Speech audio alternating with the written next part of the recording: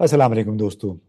दुनिया भर में इस वक्त बड़ी उखाड़ पछाड़ हो रही है, ख़ास तौर पे जब से अमेरिकी सदर डोनाल्ड ट्रंप और यूक्रेन के सदर ज़ेलेंस्की के दरमियान कैमरों के सामने एक गैर मामूली बड़ी गर्मा गर्म बहस हुई और उसकी वजह से दुनिया भर में हेडलाइंस बनी हुई हैं। लेकिन उसके मुकाबले में आज लंदन में एक यूरो समिट हुआ, बड़े यूरोपीय ममालिक पे मुश्तमिल, और इसका मकसद था यूक्रेन के सदर के साथ, यूक्रेन के साथ इजहार यकजहती, यानी बिल्कुल जो वाइट हाउस में सदर जेलेंस्की के साथ हुआ उसके उलट इस्तकबाल, इंतहाई पुरतबाक गर्मजोशी से इस्तकबाल किया गया जेलेंस्की का लंदन में, जहाँ पे बरतानिया, जर्मनी, फ्रांस और इस तरह उनके दूसरे बड़े यूरोपीय ममालिक ने इजहार यकजहती किया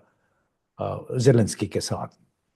अब ऐसे लग रहा है कि यूक्रेन का तनाज़ा अमेरिका और यूरोप के दरमियान उनको तकसीम करने का एक बड़ा फैक्टर बन गया है। और यूरो समिट से भी आज यही ज़ाहिर हो रहा था, क्योंकि अमेरिकी पॉलिसी इस वक्त ये थी डोनाल्ड ट्रंप की कि पहले एक पीस डील कर लें वो रूस के साथ बातचीत करने के बाद, और उसके बाद यूक्रेन को उसमें शामिल करें। लेकिन यूरोप में इसके उलट हुआ है। लंदन में कियर स्टारमर, जो बरतानवी वजीर आज़म, ने ये वाज़ेह किया कि पहले हम यूक्रेन के साथ मिल के एक अमन मुआहदे के खदोखाल तय करेंगे और उसके बाद रूस को उसमें शामिल करेंगे। और उसके बाद ज़ाहिर है अमेरिका की हिमायत भी उसके लिए ज़रूरी है। बरतानवी वजीर आज़म ने कियर स्टारमर, यानी बरतानवी वजीर आज़म कियर स्टारमर ने यूक्रेन के लिए फौजी इमदाद का भी ऐलान किया। और दिलचस्प बात यह है कि उन्होंने कहा कि हमने 2.2 अरब पाउंड की अ, फौजी इमदाद का ऐलान किया है, उनको ऑफर की है यूक्रेन को। और उसमें से 1.6 अरब पाउंड मालियत के 5,000 से ज़ायद एयर डिफेंस मिसाइल यूक्रेन खरीद सकता है। और ये वो रकूम है, उन्होंने कहा कि ये बरतानवी टैक्स पेयर के नहीं है, बल्कि ये वो रकूम है जो कि ये मुनाफा है जो कि मुंजमद शुदा रूसी असासों के से हासिल हुआ है। लिहाजा हम अपने पैसे नहीं खर्च कर रहे, बल्कि ये रूस के पैसे हैं। और इससे बेलफास्ट में ये मिसाइल सिस्टम तैयार होंगे, और इससे बेलफास्ट में बरतानवी यानी लोगों को भी रोज़गार का एक ज़रिया भी मिलेगा, और इसके साथ साथ यूक्रेन की भी इससे मदद हो जाएगी। इस मौके पे उन्होंने ये भी कहा कि हम किसी कमज़ोर मुआहदे के मुतहम्मिल नहीं हो सकते। एक ऐसा मुआहदा हम करना चाहते हैं जिसको रूस आसानी के साथ अ, तोड़ भी ना सके, उसकी खिलाफ वर्जी भी ना कर सके। और हमें एक ऐसे हम मंसूबे पर काम करने की ज़रूरत है जो देरपा हो। और साथ में बार बार उन्होंने ये भी कहा कि माजी में ऐसे मुआहदे हुए जिसकी रूस ने खिलाफ वर्जी की। ये अब बुनियादी तौर पर रूस के खिलाफ यूरोपीय बयानिया है, उसको हमेशा एक विलन के तौर पे पेश किया गया है।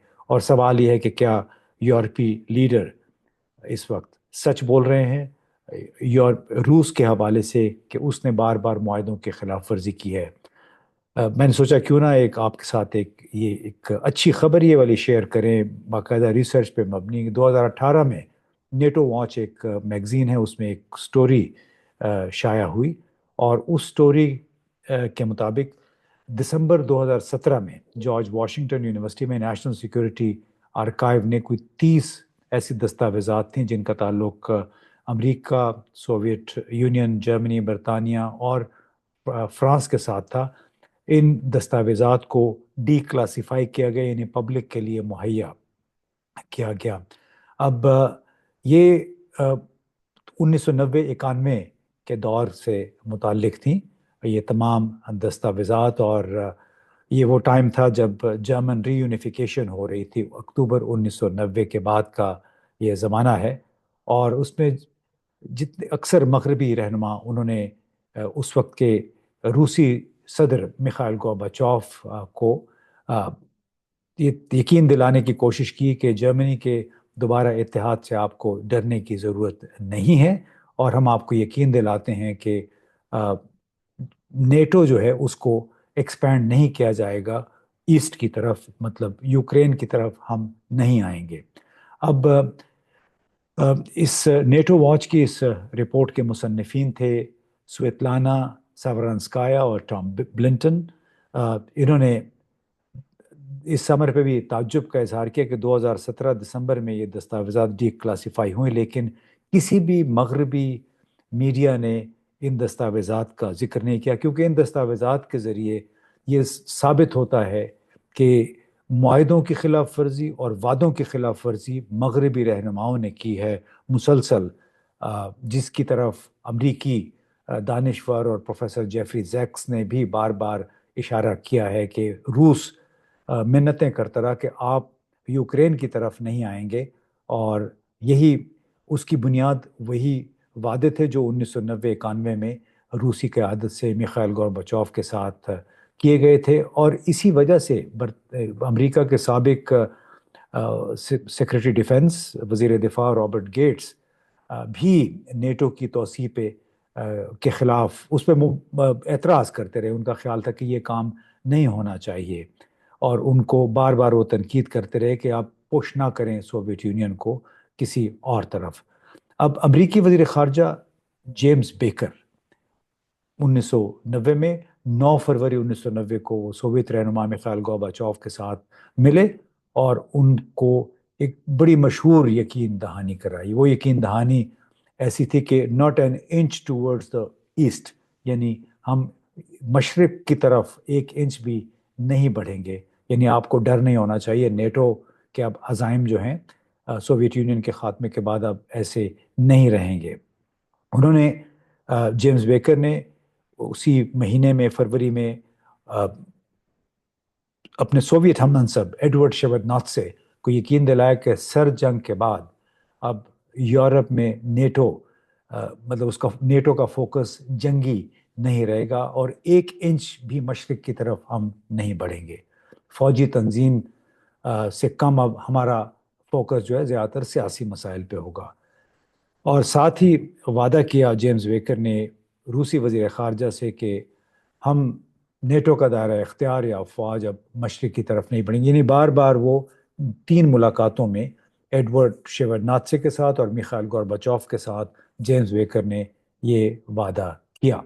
اب 10 فروری کو جرمن چانسلر ہیلمٹ کول نے میخائیل گورباچوف کے ساتھ ملاقات میں کچھ اسی سوچ کا اعادہ کیا کہ ہم سمجھتے ہیں کہ نیٹو کو اپنی سرگرمیوں کا دائرہ نہیں بڑھانا چاہیے، ہمیں ایک معقول حل تلاش کرنا ہوگا پرامن بقائے باہمی کے لیے۔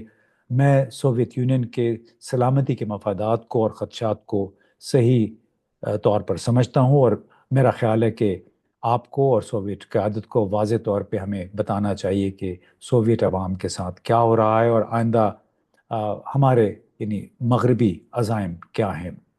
اب جیمز بیکر کے علاوہ وہ مغربی رہنما جنہوں نے ماسکو کو نیٹو میں توسیع نہ ہونے کا یقین دلایا یا وعدہ کیا تھا، اس میں جارج ڈبلیو بش، جرمنی کے سابق وزیر خارجہ ہنس ڈیٹرچ گینشا، ہیلمٹ کول، CIA کے ڈائریکٹر رابرٹ گیٹس، فرانس کے صدر فرانسوا میتراں، فرانسیسی وزیر اعظم مارگریٹ تھیچر، برطانوی وزیر خارجہ ڈگلس ہرٹ، اور ایک اور برطانوی وزیر اعظم جان میجر، اور نیٹو کے اس وقت کے سیکرٹری جنرل منفریڈ ورنر۔ یہ سب لوگ تھے بار بار سوویت یونین کو یقین دلاتے رہے کہ آپ فکر نہ کریں، نیٹو کی ایکسپینشن نہیں ہوگی۔ مگر جناب ان کا یہ تمام جو وعدے تھے یہ ٹھائیں ٹھائیں فش ہو گئے 1997 میں، جب پولینڈ، جمہوریہ چیک اور ہنگری کو اتحاد میں شامل کر لیا گیا۔ اس طرح نیٹو میں توسیع کی دوسری لہر میں بلغاریہ، ایسٹونیا، لیتوینیا، رومانیہ، سلوواکیہ اور سلووینیا شامل ہوئے۔ یہ سبھی 29 مارچ 2004 کو باضابطہ رکن بنے نیٹو کے، جس سے اور یہ نیٹو کی تاریخ کی سب سے بڑی توسیع لہر تھی، جس میں ایک ہی وقت میں 7-8 ممالک کو شامل کیا گیا بطور رکن۔ البانیہ اور کروشیا دونوں اپریل 2009 کو باقاعدہ نیٹو کے رکن بنے۔ اس کے بعد مونٹینیگرو کا 5 جون 2017 کو اتحاد میں الحاق ہوا، اور اس طرح اس کی کل رکنیت 32 ممالک تک پہنچ گئی۔ جب جمہوریہ شمالی مقدونیہ اور فن لینڈ اور سویڈن جو کہ مارچ 2024 میں نیٹو کا رکن بنا، تو کل 32 پھر ممالک بن گئے. یعنی 1990 میں 1 درجن ممالک تھے اور 2024 مارچ میں ان کی تعداد 32 ہو گئی. اور یہ بالکل اس وعدوں کے برعکس تھا جو کہ روسی قیادت سے کیے گئے کہ آپ فکر نہ کریں، نیٹو نے اس طرف رخ نہیں کرنا ہے. لیکن آہستہ آہستہ تمام نیٹو نے اپنا دائرہ کار، اپنا جال جو ہے روس کے آس پاس کی جتنی یہ ریاستیں تھیں، لیٹویا، ایسٹونیا، لتھوینیا، فن لینڈ، یہاں تک پھیلا دیا، ان کو باقاعدہ رکن بنا دیا، جس کی وجہ سے روس کو یہ خطرہ پیدا ہوا کہ ابھی یوکرین باقی ہے. تو یوکرین میں بھی آہستہ آہستہ انہوں نے آفر کر دی تھی کہ آپ کو بھی ہم نیٹو کا رکن بنائیں گے. یہ ریڈ لائن تھی. امریکی پروفیسر اور ماہر معاشیات اور بین الاقوامی امور کے ماہر جیفری زیکس بار بار یہ کہتے رہے کہ 2014 میں بھی روس نے یوکرین کے علاقے کرائمیا پر جو قبضہ کیا، اس کی بھی بنیادی وجہ یہ تھی کہ مسلسل نیٹو میں نئے ارکان کو شامل کیا جا رہا تھا، جس سے روس کو اپنے سیکیورٹی خدشات پیدا ہوئے. اور اس کے بعد اس نے پھر یوکرین پہ بھی حملہ کیا فروری 2024 میں، کیونکہ اس وقت اس کو واضح ہو گیا تھا کہ اب یوکرین کو بھی باقاعدہ طور پہ نیٹو میں شامل کیا جا رہا ہے، جو کہ صریحاً ان وعدوں کی، ان معاہدات کی خلاف ورزی تھی جو امریکی اور یورپی رہنماؤں نے روسی قیادت سے 1990-91 میں اور اس کے بعد بھی کیے تھے. تو اب سوال یہ ہے کہ جھوٹا کون ہے، مکار کون ہے، یورپی ممالک، امریکی قیادت یا پھر روس؟ اس کا فیصلہ ظاہر ہے تاریخ کرے گی. بہت بہت شکریہ.